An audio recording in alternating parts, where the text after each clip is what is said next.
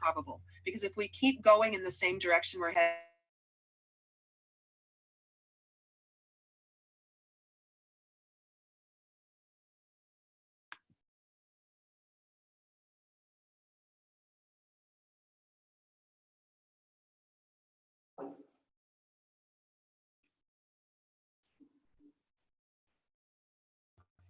Julie, I miss you. Likewise, long time no see. Can we talk or do we have to be quiet in the room? Hi, Julie. I am not being quiet. I don't know.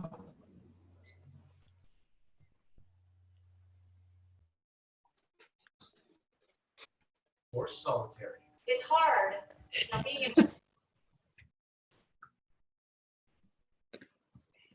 on my own.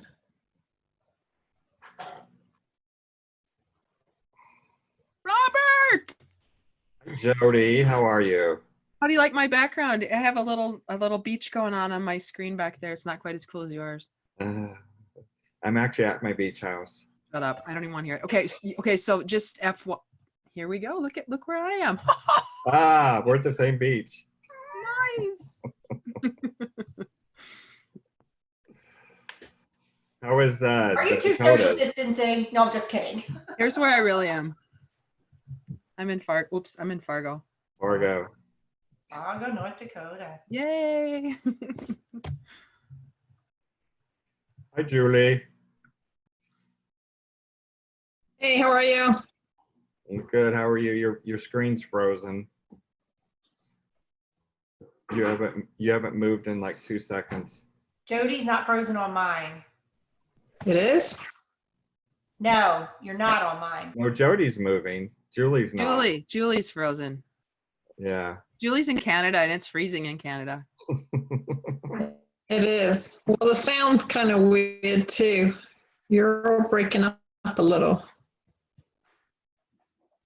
I learned the other day if you freeze a lot to stop your video because it's the video that's buffering too much. Yeah.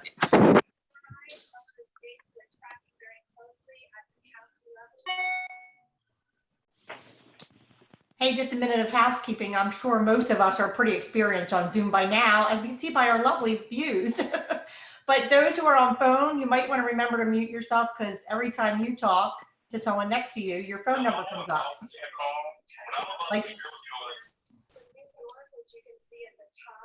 Like they have no clue.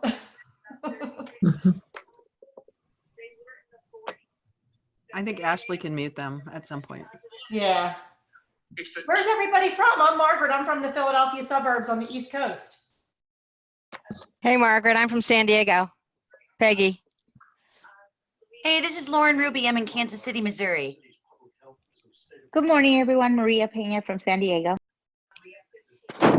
We might have an issue if we all go through and do that.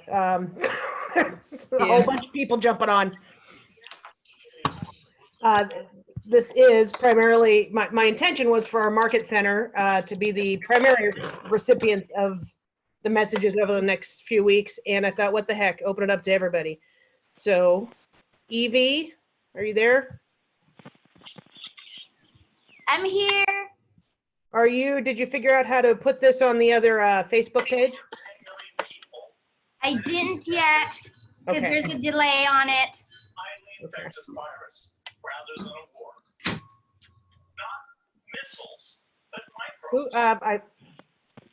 Somebody has the news on and we can all hear it. Well, the phone numbers need to be muted, Ash. 619. Yeah, all the phone numbers need to be muted. Makes that sound every time someone comes into the meeting room. Ding dong, ding dong. It just does that. So when there's this many people, like. It's John Fields. We hear you. You can hear him whispering. Oh, there we go. Good morning, everyone. We'll give it a couple more minutes. I know other Zooms were just ending.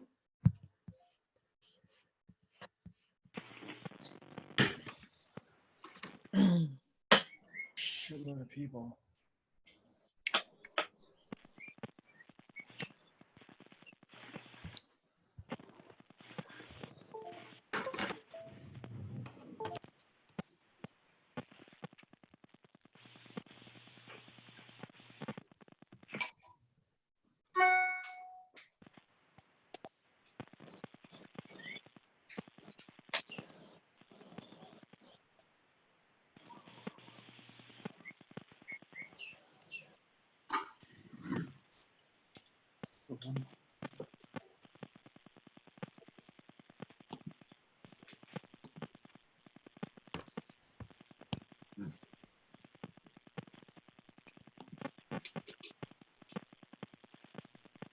Is this just starting? It is just starting. We have not officially started yet.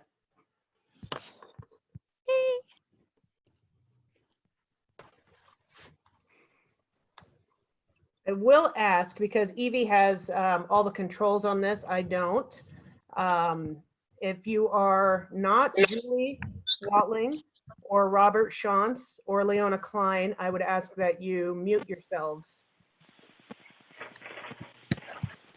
And we'll use the chat for questions. And at the end, towards the end, if we have time, I'll open it up to audio questions. All right, so everybody who's here, thank you for joining us this morning.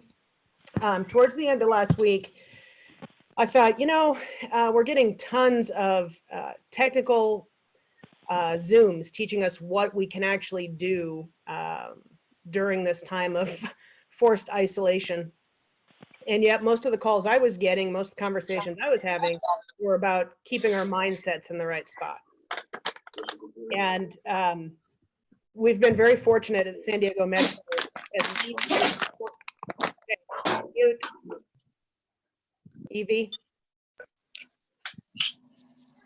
Yeah, you need to get these muted before, because you're just, I can't hear you. I don't, for some reason, it doesn't let me unmute from my end. Sorry. I'm going to mute as I see them pop up then. Okay, our core group at Metro has been together a long time, and I asked Julie if you would wave, there you go, if she'd be willing to come on and have kind of our introductory chat with everybody. As Julie and Leona and Robert and I have been together at Metro for what seems like an eternity in a good way, and seems like several different lifetimes. So I kind of wanted to take a moment to give a history lesson about why this particular leadership team is poised well for what we're going through, even though we are all going through this particular struggle for the first time. So Julie, would you give everybody just an idea? Obviously, there are going to be some people on this call who know who you are and others who will be meeting you today for the first time. But would you tell how we came to know each other? Well, Ashley hired me as her MCA back in 2008. At the time, I thought I was just taking a little bookkeeping job. Little did I know. And I actually started the end of July 2008 on my birthday, jet lagged from just getting off a plane from Paris. And the first thing Leona told me was, oh, we get to do transmittal. And I'm like, what is that? And of course, it was right when the bottom had dropped out of the market in San Diego. So I was Ashley's MCA until 2015, middle of 2015. Then we had the opportunity, my husband and I, to move to Montreal with his job. At that point, I became a MAPS coach for MCAs, which I did until this past October. And now I'm doing some independent stuff.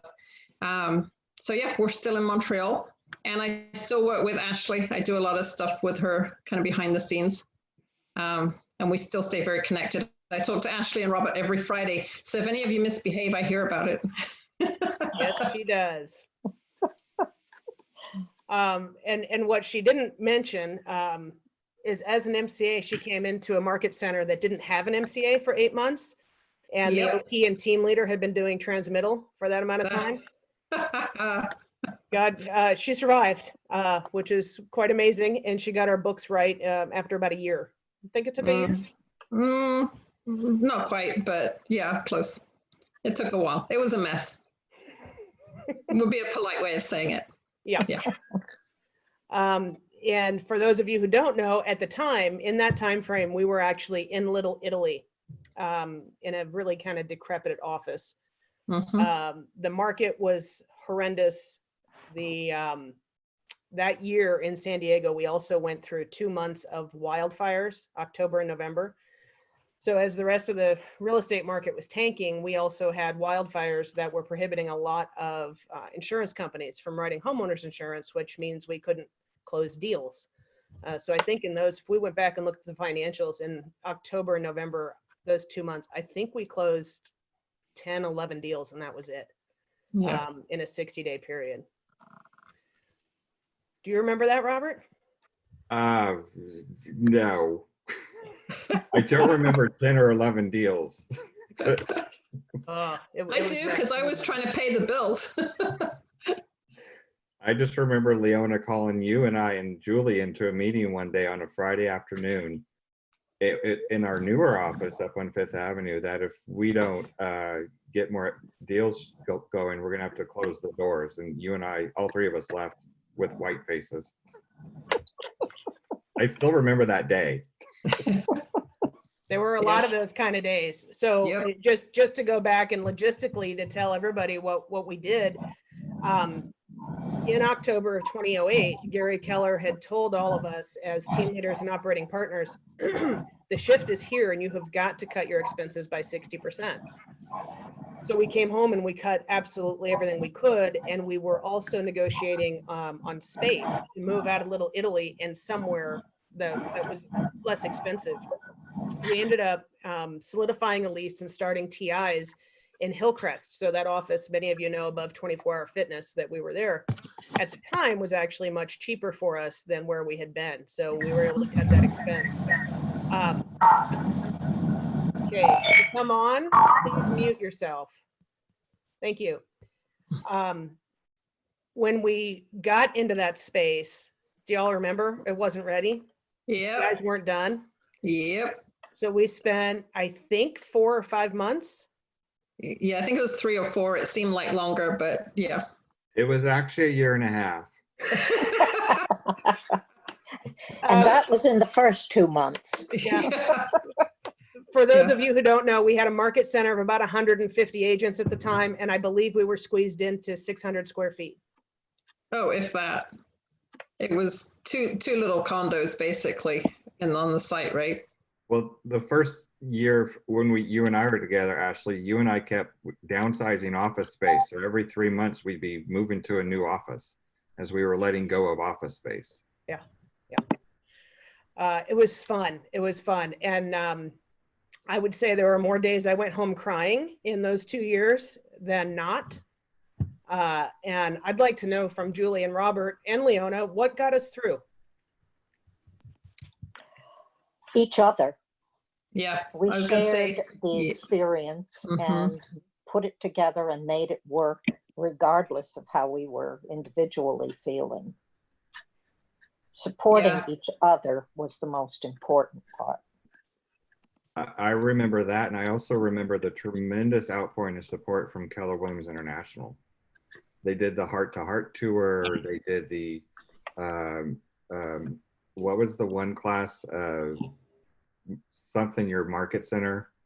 That we went to that class, and they just provided a tremendous amount of support, which that's what got us through, and that's the difference that we make in our company and our franchise is we pour and outpour all that support because we have that knowledge and that background in it.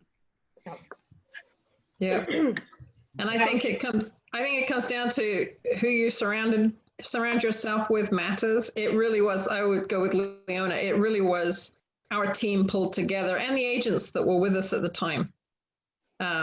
They were very forgiving as we worked through that period. Our core group of agents were awesome and we just all stuck together.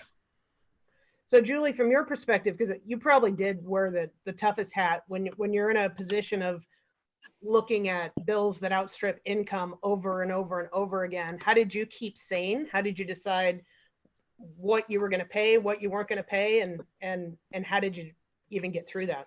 Well, I'm not sure I always did stay sane. I remember one day you walked into my office when we were still in Little Italy, and I just was holding my head, and you looked at me and said, "What's up?" And I said, "If I have to take one more phone call asking for money or complaining about a past due debt I don't even know about because I'm new here, and some people screaming at me, then I don't know what I'm going to do. I'm just going to stop answering the phone.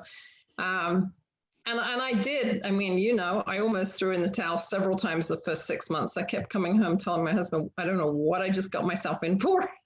I don't know what I signed up for. But again, it was seeing everybody pull together, feeling supported.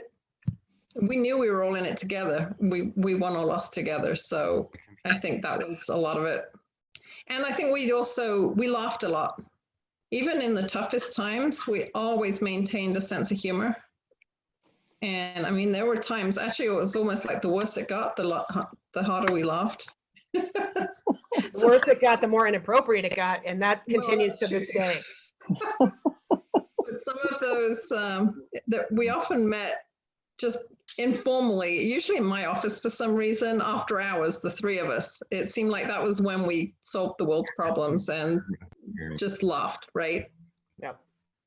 We also attracted some really great talent during that period too. Yep. That was the Brian Kane era where he showed up and he provided me a tremendous amount of support because he said he needed help and I needed help. So we agreed to kind of a semi-coaching relationship where we both agreed to meet at the office every day at 8 o'clock and do our little things for the day and what we got done the day before. And that really helped me knowing somebody was there to make sure I showed up to work and him the same. Now, how would that translate now? Because we're on Zoom calls all the time, yet how can you hold each other accountable to showing up to actual work hours? Well, I would highly recommend with people get an accountability partner during this period as well. We're going to be expanding the coaching program to help more people because you can't be disconnected right now. Even me being disconnected, I've realized that it's really a challenge for me because you'll have this roller coaster of emotions. And right now I'm such hyperdrive, just get it done, get it done, get it done. By Friday afternoon, by Saturday morning, I couldn't get off the sofa because I was so tired and just needed to detox for the day from just getting the information I needed to get out as managing broker to help support everybody. And of course, I ended my lovely week with a wonderful phone call from Bridget Potterton, just checking to see how I was, because she knows the tremendous bearing that all the leaders in our market center are having during this period. Mm-hmm. The one thing I love that you said that, Robert. I'm seeing two patterns show up. Either we have people who aren't working at all. There's no routine. You'll see it obviously in our different Facebook groups. People have actually completed Netflix. I don't know how that's possible. Or there are no boundaries at all. And now they're working harder than they ever have at home because it's 24/7 and they don't know how to shut it off. So I'd really encourage everybody, put a routine together. Make sure you've got your work hours in a day and have somebody hold you accountable to that. Be able to turn it off. It's not fair to the rest of the people living in your space if you are on 24/7 and you'll do exactly what Robert said. You'll just crash at some point. And we all need to be our best selves for the next foreseeable future. Had some calls this morning where I am mentally preparing for us to be here through July. Mm-hmm.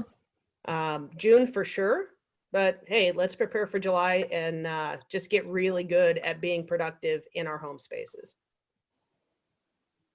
It could be worse. I see a couple people on here. Julie, and obviously is one of our guests today. I see Jody Bach up in North Dakota. For those of us in San Diego, at least we're sequestered where the weather's decent, because they truly can't really go outside. Not to sit outside anyway. It's cold. I mean, it's cool. Tell us what cold is, Julie. Well, right now it's out there. It's probably just below 40 degrees. Okay, that's not too bad. Jody, are you above zero today? Fine for as long as you're moving. I am in the banana belt today. It's 52. Oh. Woohoo. Okay. Ashley, Yes. as you know, I'm in Pennsylvania. Yes, Our ma'am. governor has deemed real estate agents are non-essential. We may not show a house in the state of Pennsylvania without breaking the law. Yeah. I'm not sure how shelter's not important, but you know, I can get beer. Our beer distributors are open. Well, some places they can't do that. So you're lucky, Margaret. We are deemed essential in California, but that doesn't mean we can be out really showing property. We're still supposed to be home and find ways to do it. If this helps at all from a technical standpoint, your sellers can do a lot with video, or tenants. We've got a couple agents who have been paying tenants to do virtual tours via FaceTime. Yes, we are slowly adjusting to that. It's, you know, but you know, every now and then there is that one person who maybe needs to, you know, seriously needs a roof over their head, not just wants to see a house. Sure. And you can, in your state, go do a one-on-one showing, meaning where you can, if you choose, if all the parties choose to. Here, it's actually, we can lose our license. You will not show a house. There's only 6 states that deem shelters not essential. Yeah. So it's what can you do is the question. And that's actually a question I ask myself every morning I wake up. How can I make the most of today? And what are the things that either I'm really worried about or avoiding? And I need to run to those things first. Usually it's just a couple for the day. But if I get those things out of the day right away, they lose the mental power over me. Okay. Julie, so you're an investor now in market centers up in Montreal. A market center, yeah. A market center. Yep. So how is that? What's the process in your market center right now? Because it's just launching. It's brand new. It doesn't have the history knowing that it can get through things like this. No, we've been open for, well, we just wrapped up our first year really in January. So we're at the point where we were just about getting ready to start profit share and owner distributions. And then this hit. So that'll be delayed. So right now the OP is actually, I haven't talked to her this week. Last week when I talked to her, she was working on renegotiating the lease with the landlord, just seeing if we can get 3 or 4 months deferral, however that ends up looking. If we can do that, we'll be good because we've been building up reserves. And right now, we've got a decent amount of company dollar coming in from what was happening in January, February. We'll see how long this goes on. We could be, we have a really, really strong group of agents who are all very enterprising. So they're doing a lot of stuff remotely. They're supporting each other. They're doing a lot of Zoom stuff together, which is good to see. So I'm pretty sure we'll ride it out. It just might look, it's going to be a little uncomfortable. I think we're all going to be in that same boat, which going back to what Leona said earlier, at least we're all in it together. And as we learn in different areas are going to go first and we get to learn from their experience. So stay really, really, really connected. We're going to, again, be doing one of these kind of calls every day. Keep our heads in the game and to learn from each other all across the country. One of the other questions that I'm starting my day with is what's the one thing I don't know that I'm going to learn today? We all know that we create our reality. And I can remember several times in the last couple of years, because the last couple of years have had their own challenges. I've thought, oh, I'd love to have summer off again, just like when I was a kid, summer break. And now here we are forced into a summer break. So how can we make the most of it? What can we learn? And then the other 2 questions, which are just survival questions for me, is who do I need to talk to today that's actually going to lift my spirits? Because all of us, regardless if you're OP or broker, MCA, team leader, or agent, you're going to be carrying the load for a lot of people. And all the care calls that we're telling you to make and really connect deeply with people, I would bet most of those are pretty heavy calls. And people are sharing with you their fears, their frustrations. So your self-care is the primary focus now, so that you can actually show up and serve people at a high level. So Julie, can you tell me what that looks like? Yeah. Leona, for you, Robert, for you?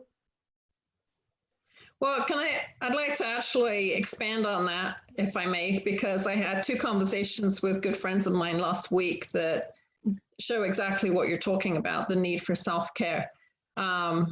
First of all, if any of you, I'm recovering from a dislocated shoulder, which if any of you have ever done that, it is one of the most excruciatingly painful things you can do to yourself.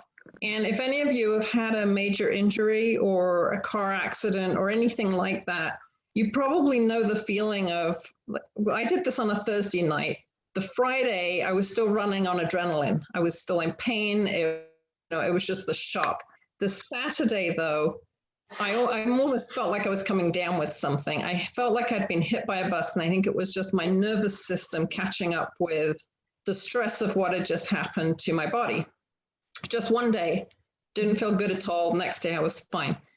Last week, I had 2 conversations with 2 different friends in 2 different countries, actually, one here and one in the States, both feeling the same thing. And I realized as they were telling me this, that what they were having was the same kind of reaction, but to the emotional strain of the current situation. One of them is a coach. She has a full coaching load. So she's spending all week, like you say, absorbing that energy from other people, helping other people through it. Her normal outlet, which is hanging out with her kids and her grandkids at weekends, has been taken away from her right now. And even if they hang out on Zoom, it's not quite the same. So she realized that she needs to up her game on the self-care. She actually took a mental health day last week. The other friend is a realtor up here who is the highest I on the planet. So she lives on networking, social connection, and whatever. She's also the kind of agent that works 7/24 and 365. I mean, she's just always on. Her daughter, who lives with her, her daughter and her granddaughter live with her. Her daughter is essential services, so she has to work. Her car broke down, so she's taken mom's car. So my friend is now at home, no way to go out because she doesn't have a car, and she is full-time care for her two-year-old granddaughter. She was really struggling, and she had a day just like that last week where it just all fell apart for her. And she realized what it was. When you talk about stay connected, she was actually trying too hard to stay connected. She was on so many Facebook groups. She had so many Zoom, because with all the KWRI schedules, KW Quebec, everybody's got Zoom stuff going on. And she felt like she ought to be part of all of that. And yet she's full-time chasing a 2-year-old. Yeah. And she finally had to admit that she needs to let go of all of that and just enjoy the gift of being a grandma for the time being. Keep up with her clients, but let go of the need to be as connected as she's used to being. Yeah. So I just think those are 2 great examples and things to watch for. And for me, I mean, actually, it was with that same friend, to your point about who am I going to call today, we had been texting a lot. And when I picked up the phone and called her, I made her laugh, and I just told her, I said, oh my goodness, it's so good to hear your laugh, because that was what I think we both needed. So I've been doing a lot of calling friends. I'm normally calling the West Coast is challenging because of the time difference. Right now I got time, so I can call at times a day when I can get hold of people. So I've actually been talking to more friends and family than I normally would, which is huge. One thing I've been advising people, because I mean, I've always said if Keller Williams has a challenge, it's that we offer too much and you don't know where to start, you don't know where to turn it off. Yeah. Especially now. So have some boundaries in place for yourself. I would say 2, at the most 3 Zooms a day. Yeah. Because if we're spending all our time in class, we're not doing the calls that we need to be doing to take care of the rest of our people. Plus, you can't assimilate that much information anyway. No.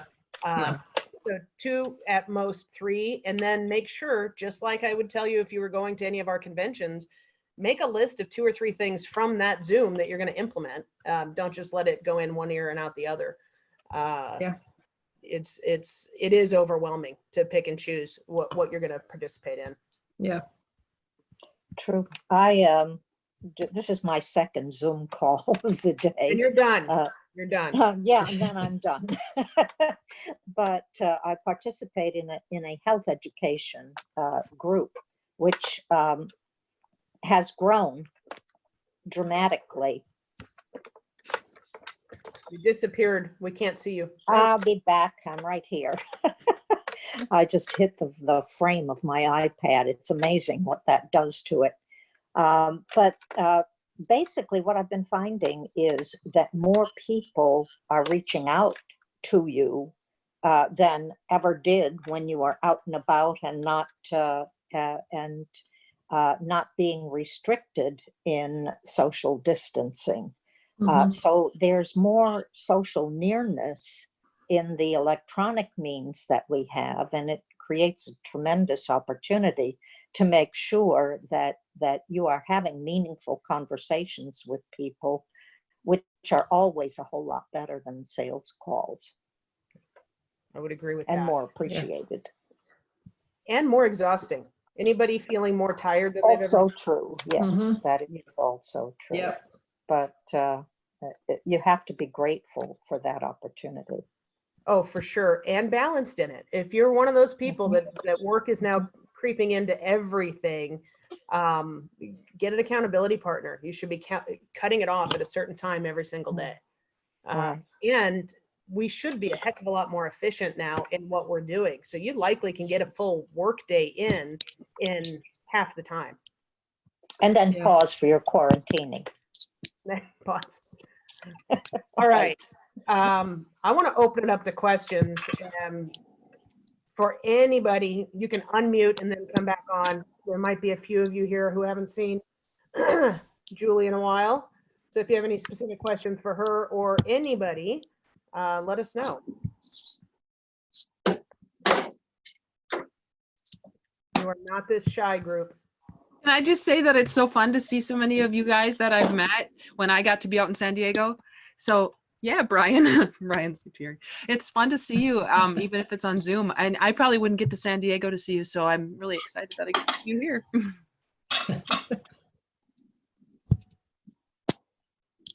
All right, what are y'all having trouble with? If you're here at 11 o'clock on a what day is it? Monday? You showed up for a reason. What would you like us to address going forward? And who would you like to see on these calls?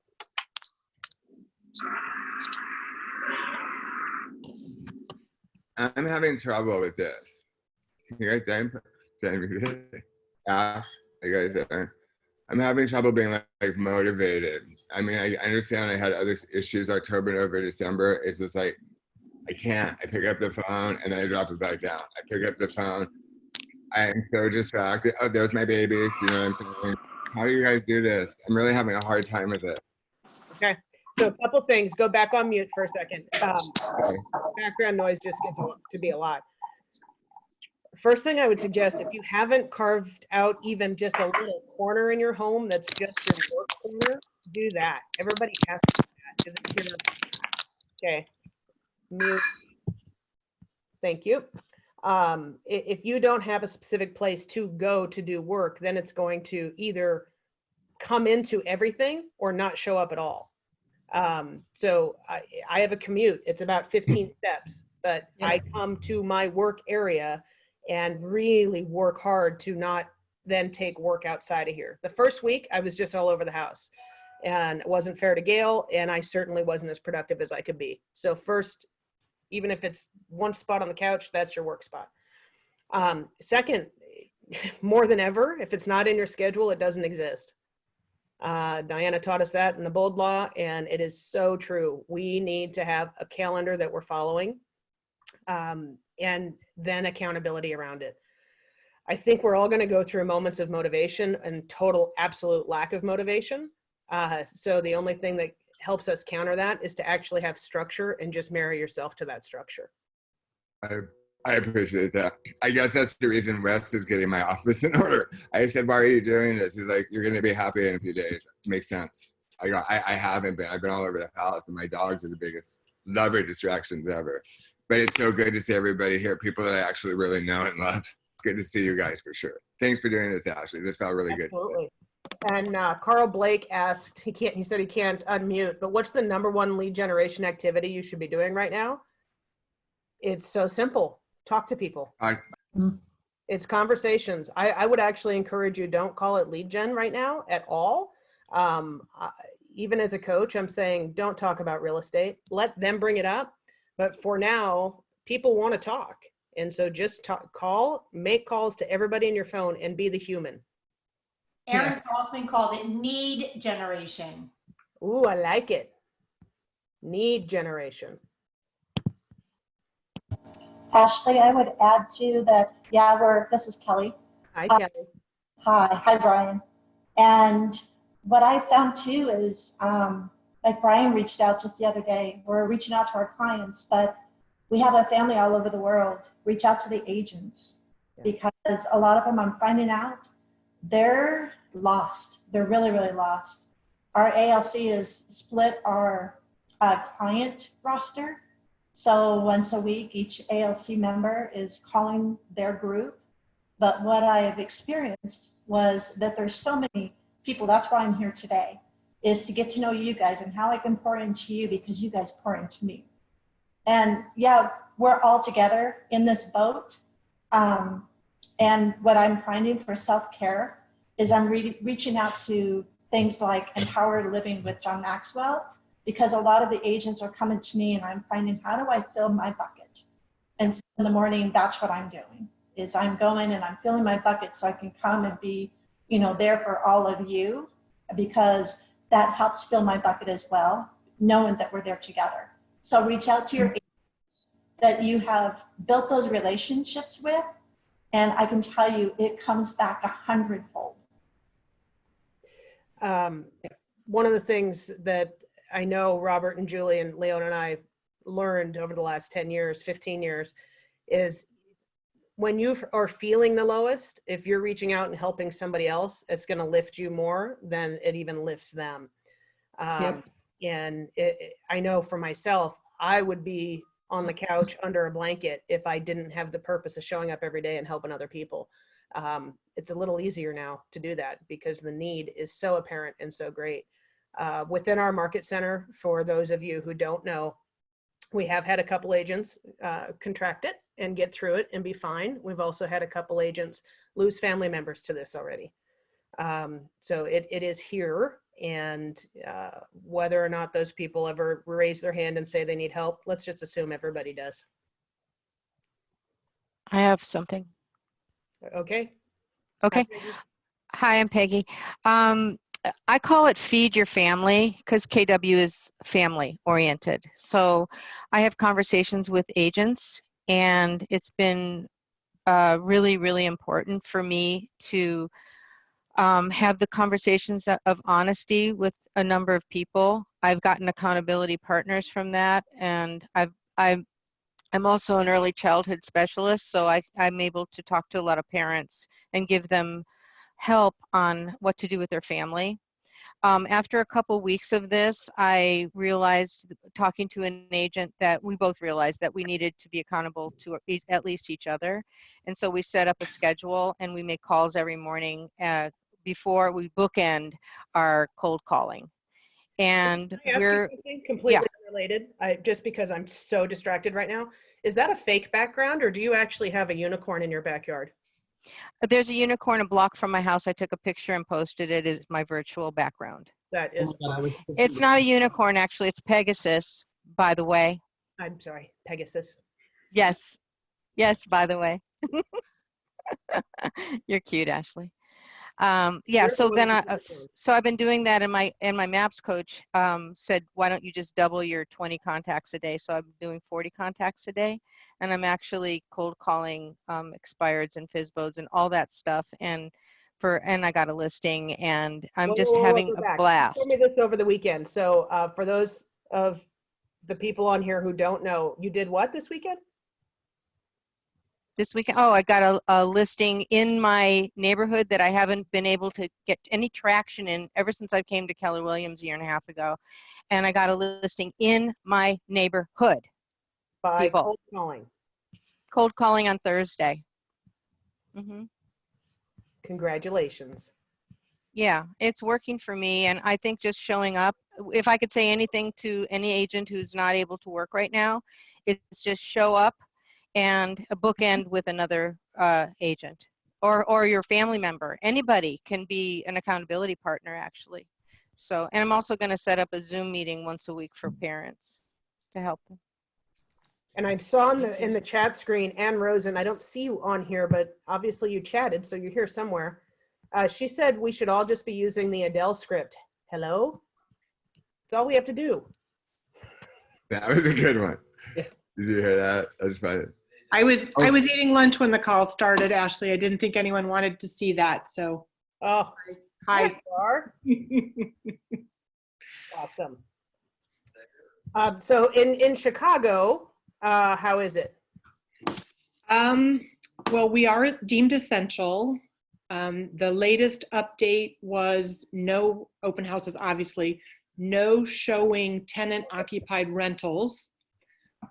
I think it was a big- And the weather isn't quite nice enough to be sitting outside, though we can get some walks in the afternoon when we're in the mid 40s, upper 50s. It's going to be 70 tomorrow. Nice. So, yeah, I mean, it's essential. So we're an attorney state. So attorneys and title companies are super busy, just super busy because they're just making it happen virtually, of course. Sure. Yeah. So and I'll probably do this every couple days as we do these calls. I am watching the numbers every day. They're incredibly hard to update because agents are notoriously bad about being timely on their updates. And yet, if you compare this last 15 days, we are at about 20% of the market activity of last year. So two things I want you to hear on that is we're way off last year's numbers, which means May, June, July are probably going to be very tight. However, we're still at 20% of last year's numbers, so there's still business out there being done and new business being written. So it's just a time where the more connected you are, the more conversations you're going to have, the bigger your unfair share of that 20% you're going to get. All right, other questions from the audience? What do you want to get out of the next few weeks on these calls? Or today from the brilliant people here?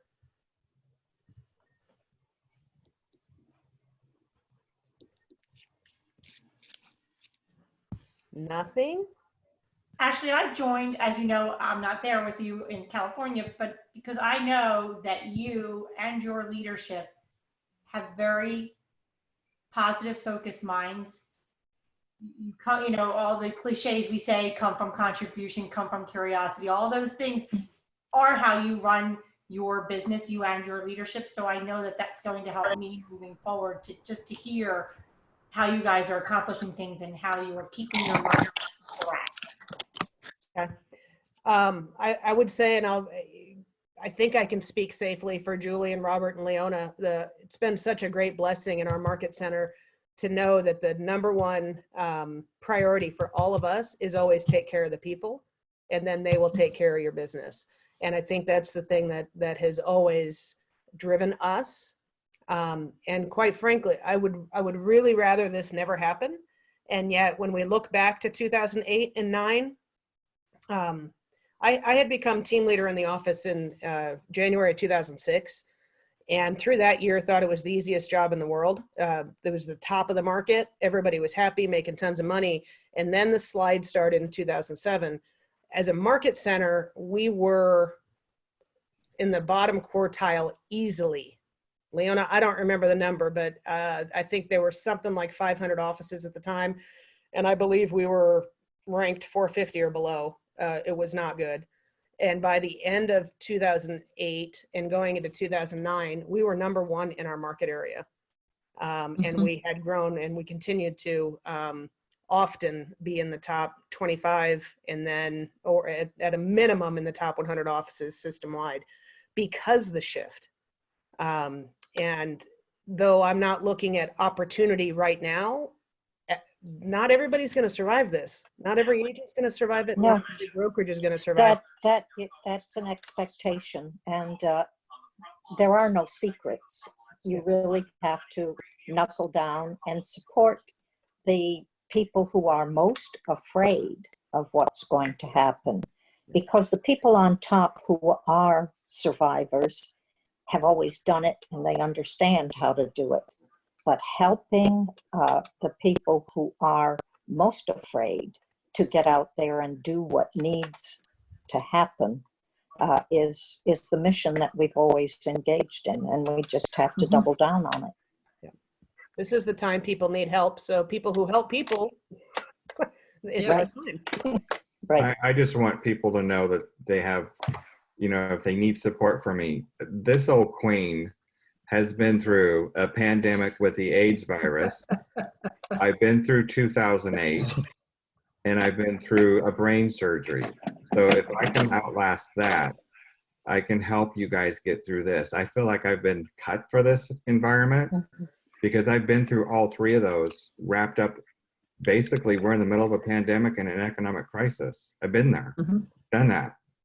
And I'm not as concerned for some reason about this. I just, you know, I might have my moments like, oh God, what the heck are we doing?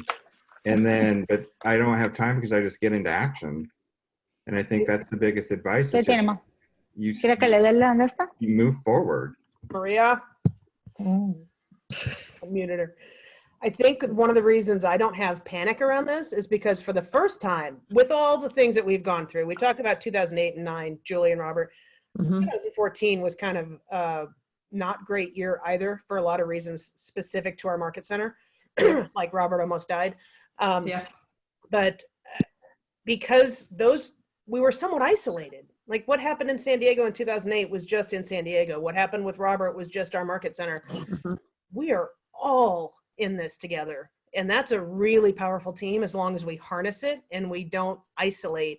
I would encourage you all, whatever feelings you're feeling, feel them fully. Don't push them off. Don't tell me, you know, you're fine. We're here to experience the emotions together so we get through them and get stronger through them.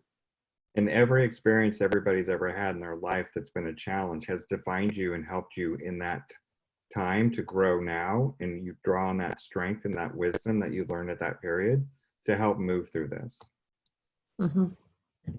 If anybody, well, I think on that as well is everybody's going to, this is like a grieving process. Everyone's going through a grieving process of some sort for their normal life, whatever that looks like to them. And I think like any grieving process, everyone does it differently. And one of the friends I was talking to last week that needed the mental health day, part of her problem was that too many people were telling her how she should be handling it and how she should feel.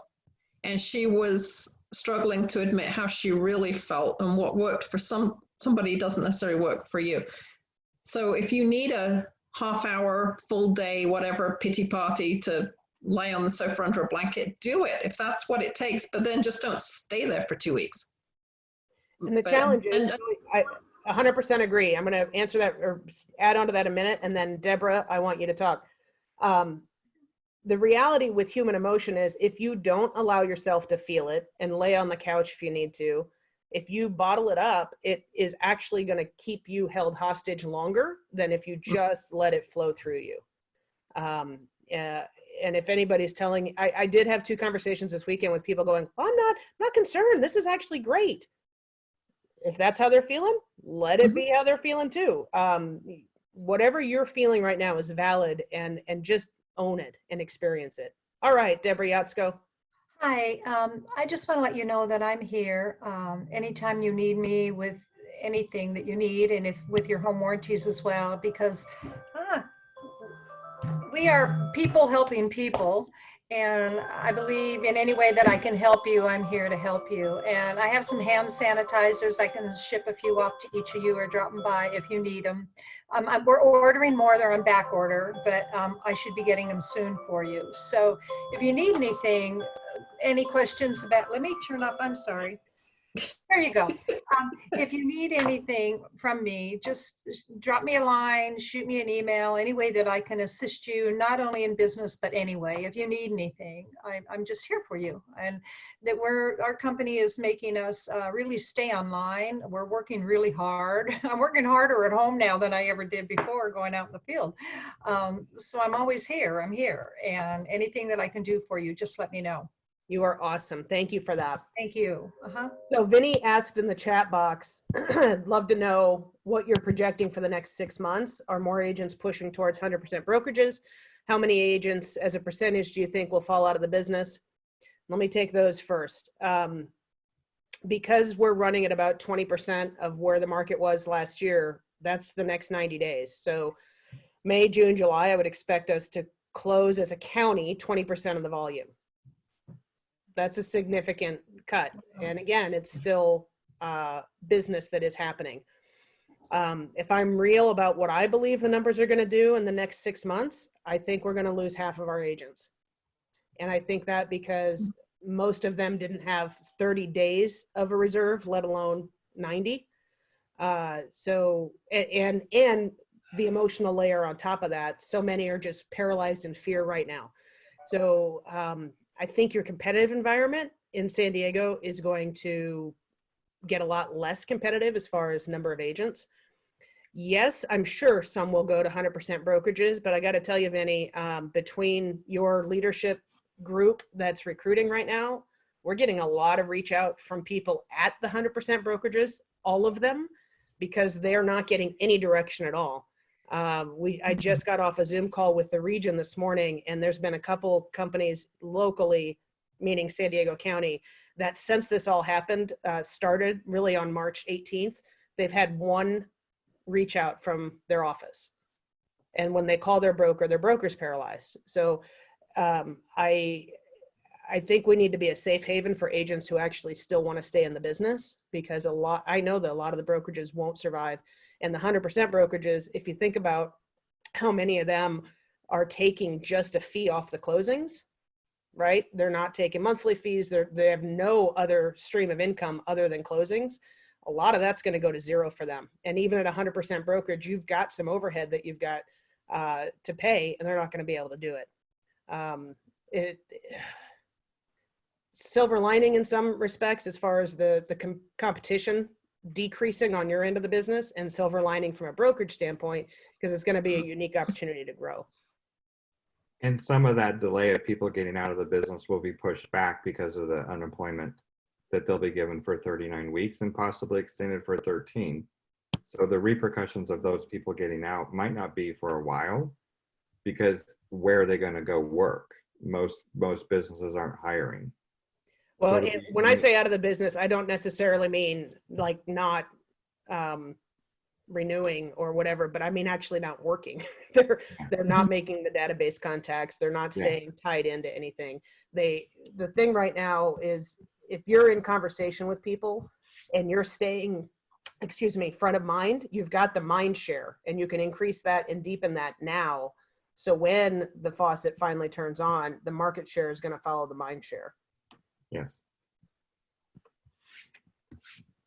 And I will say, this is exactly what happened with Metro at the end of 2008. We were the last man standing, which is why we gained market share, because other agents had nowhere else to go. So many places within the Metro area had gone out of business. And it's painful to watch that happen to your friends, but throw them a lifeline. We'll take care of them. Hey, Ashley, question. Yep. So in 2007, that kind of time frame, when you're saying that 50% weren't doing business, how long did it take for you actually see the renewals die down to? Was it 2 years, 3 years? It was about 2 years. I'd have to go back and look, but just so everybody knows, between December and February every year, we see the numbers drop for sure for people who don't renew in the state every year. Doesn't matter where you are in the country, that happens. Then it spikes the rest of the year. I don't think we're going to see that spike come back for lots of reasons. Right now, Gail's sitting over here. She doesn't want to be on camera, but she's got to renew her license. Guess what? You can't. State offices are closed. What do you think that means for the DRE, for anybody who wants to go get a license? You can't go take your test. We're not digital yet. So our number of new licensees coming into the market is going to be down for quite a while. And I think the same thing for renewals. They don't have an automatic way to do that yet. If all the people who would be servicing that in the DRE office are not at work. So I think it's going to happen faster than it did last time. And Robert's right. There's some cash flow that is being provided. There are some agents, I think, that are going to make more money on unemployment than they've made in a long time. Yet that will not mean they're still coming back and actually operating in real estate, because they're not using the time to refine that skill set or stay in touch with people. As far as REOs go, Vinny, I've got mixed messages on that with a lot of the people that I'm talking to. It sounds like people in the know are thinking the banks won't foreclose. Obviously right now there's a moratorium, but even after that, they think the banks have learned their lesson, and so they at least won't flood the market like last time. They'll be much more likely to do payments backed on the back end of the loan than foreclose. And I think we'll just see. I certainly would say sharpen that skill set. I think there are going to be people who have to short sale for sure. Whether or not we see a rush of REOs, if we do, I don't think it'll be until 2021. Most people in homes, from everybody I've been speaking with, have been saying first they got to go through the waterfall test. One, can they can they do a forbearance? If they can't do a forbearance, can they do a loan modification? And they can only do a loan modification if they're employed. So if they're not employed, then they would go to a possibly short sale. And then if not short sale, then deed in lieu of foreclosure. And the moratorium on the foreclosures, I think the government's the Fed's going to do everything it can behind the scenes, because you've heard about the $2.2 trillion package, but there's actually about $6 trillion altogether. And the Fed's going to do everything they can to flood the banks and buy mortgage-backed securities so that most of the lenders can stay in place and people stay in their homes, so we don't have a flood of foreclosures out there. So a lot of this will be pushed out, and I don't think you'll see the foreclosures right away.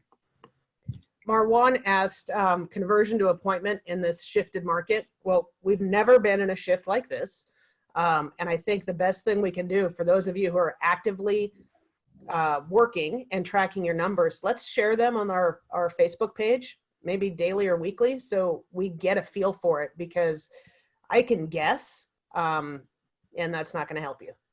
The tracking of the numbers in the situation we're currently in is the only thing that's going to provide us that information. Seeing if there's anything else. Nope. All right, so Julie, any last thoughts? Parting wisdom? I think just stay connected, whatever that means for you, and give yourself some grace during this time. We're talking earlier about, Brian asked about being productive at home. I think for a lot of people, when you're working from home, yes, definitely the separate workspace. I also have about a 15 pace commute from work to home right now.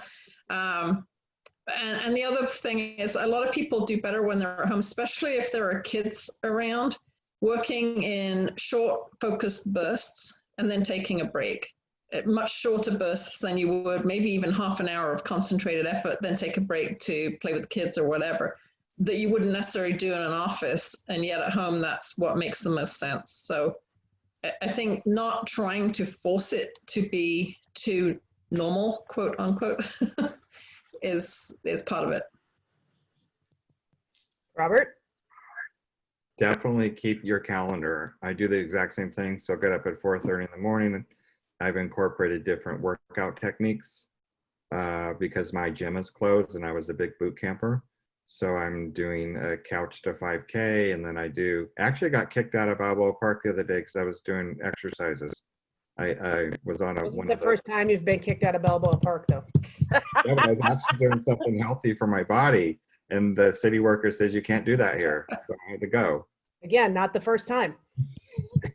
And stay connected with someone close and take time for yourself.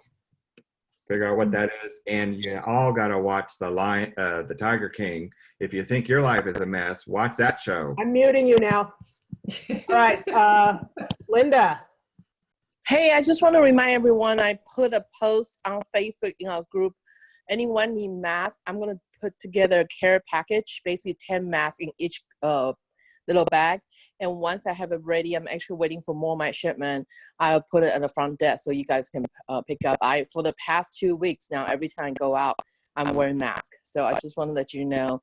I know it's impossible to purchase. I have them, and just want to make sure you are all protected. Thank you, Linda. We very much appreciate that. Sure. Leona, If I may. Who is that? It was me, Maria. Hey, Maria. Just wanted to let you guys know, somebody called me yesterday. They were out and about with no mask, and they were actually fined $1,000. So if you have a mask, please put it and keep your distance. Thank you. Thank you. Leona, any last words? We're getting sign language. Hey, Ashley, can I Okay. share? Sorry. No, I just love it that we're getting together like this, and I think that better strategies can evolve. I like the idea of tracking your calls and data on our website so that everybody can see it. If we can put a streamlined process for that together, but for now, just post your numbers every day. It's a great way to keep accountable. Good. Ashley, can I share something positive? Of course. So, I'm actually have been working with my content in China. I started for state of California. They need 5,095,000 masks. And then go to surgical glove, protective gear, it's basically all the PPE that our frontline medical professional needs. And through my contacts that I have connected them, that now they are talking about price and terms. I don't know how many of you saw New England Patriots Jets was in Shanghai loading on 1,095,000. So that's basically how we are getting all the supplies. So, I'm not going to be on the front line or, anything like that, but definitely Real Truckers doing the part of connecting our international resources to help our people in need. Great job, Linda. Thank you for that. Yeah. Thank you for that. All right, y'all. Everybody's welcome back tomorrow. Hopefully over time, this will grow a little bit. Tomorrow, our guest is, and I did this for Robert specifically, yes, Kay Evans, who's his KW idol. So I'm excited to see her, and you're all welcome back tomorrow. Okay. Love you guys. Happy Bye. Monday. Bye. Okay. Bye, guys. Bye, everybody.